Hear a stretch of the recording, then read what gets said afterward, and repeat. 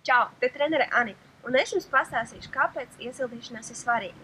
Jo ļoti daudz pirms treniņa neiesildās, vienkārši noslinko un izlaiž šo posmu, kas ir ļoti svarīgs.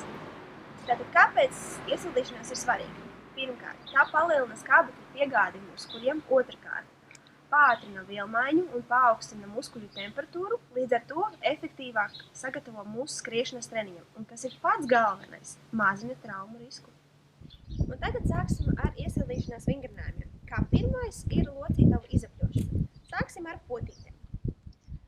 Katru potīti izapļojam uz vienu pusi un uz otru pusi. Šeit ir svarīgākais, lai izapļošana notiek lēnām, nesteidzoties, bet ar maksimālu amplitūdu. Uz vienu pusi un uz otru pusi. Pildam līdz 10 reizēm vai līdz 10 sekundēm. Vienu kāju un tad ar otru kāju. Vēlreiz atgādinu ar maksimālu amplitūdu, nesteidzamies, bet kārtīgi izapļojam locītavu. Un uz otru pusi.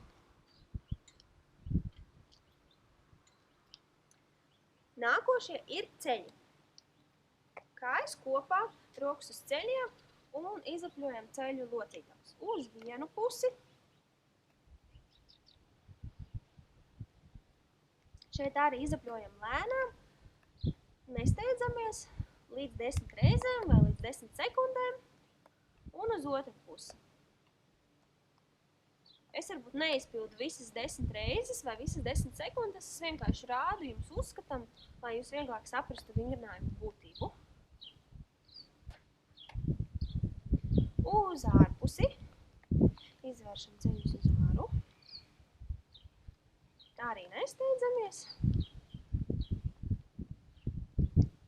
Un uz iekšu.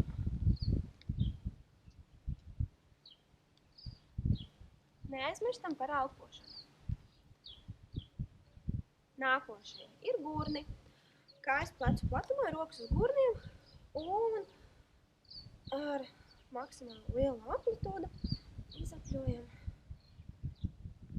guržas locītavas. Uz vienu pusi un uz otru pusi. Arī līdz 10 reizēm vai līdz 10 sekundēm.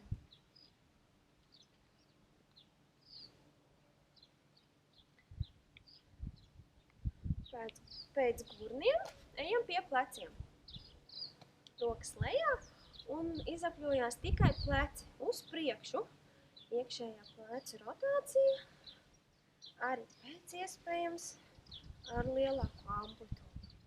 Iesildam plecu locītavas, jo skrienot mums darbojās visas ķermenis, strādā visas locītavas.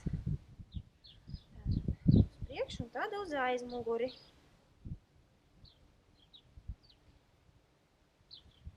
Elpojam. Tagad slēdzam klāt rokas uz priekšu. Arī nesteidzamies.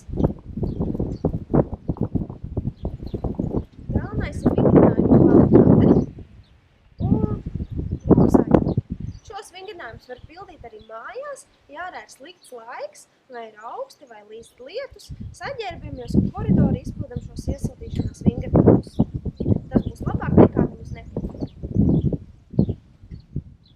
Kad esam izapļojuši visus locītavas, ķeramies klāt pie muskuļu pastiepšanas. Pirmais, ko stiepsim, tas ir ikra muskulis. Vairāk veidi, kā viņu pastiept, es parādīšu divus, tā kā viens ir pret vertikālu virsmu, tas tā varētu būt siena vai koks vai trotuārs, ko es arī parādīšu. Tātad es iešu pie koka.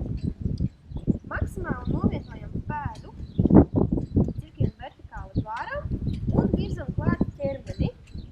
Un tiklīdz mēs sajūtam, kā pastiep ikru muskuli, tad arī paturam. Ja jau adaptējamies šim te velkošajām sajūtam, varam vēl tuvāk virzīties klāt, līdz ar to atkal būs šī te velkošā sajūta. Bet galvenais neraustam, jā, vēl labāk paturam. Vienu kāju līdz 10 sekundēm. Ja kādam ir problēmas ar ikriem un treniņa laikā tie ļoti piedzenās, tad šo vingrinājumu var izpildīt vairākas reizes un vairāk ikru pastiem. Tas nāks tikai par labu. Tad viens ir pie koka vai pie sienas, otrs ir uz trotuāra paaugstinājumu. Arī atstutējam kāju, virzam ķermeni nedaudz uz priekšu, tik līdz sajūtam, ka velk, paturam.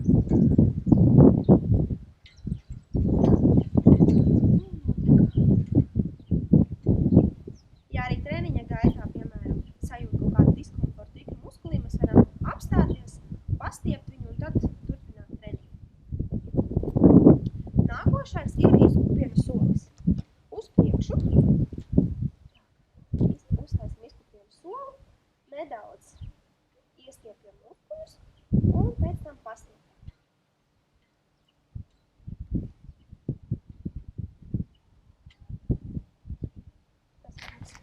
Ar otru kāju, uz otru pusi, arī iestiepjam un paturam. Šeit vairāk ir akcents, ka pastiepjam kājas augšstilbu muskuļus. Arī līdz 10 sekundēm. Augšstilba iekšējo muskuļus jāpastiepj arī ir, tāpēc izkupiens uz sānu, lai pastieptu iekšpusi augšstilbu. Arī nedaudz iestiepjam un pastiepjam. Beigās varam pie zemes. Uz otru pusi nedaudz iestiepjam, pastiepjam, paturam no līdz 10 sekundēm un nolaicamies pie zemes.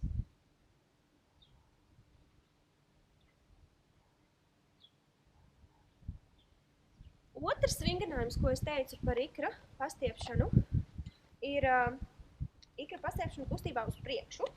Tātad visu laiku liekam papēdi pie zemes, virsgals ir uz augšu un ar apveida kustībām noliecamies pie papēļu un ar apveida kustībām uz augšu. Jo zemāk mēs nolieksimies, jo vairāk jutīsim, ka stiep kājas aizmugurējo daļu. Gan ikru, gan ceļa aizmuguri, gan hamstringus. Tātad arī līdz 10 reizēm vai līdz 10 sekundēm, kā jums ērtāk rēķināt. Galvenais ir abas kājas un nedaudz kustībā uz priekšu. Beigās varam apstāties, paturēt, pastiept.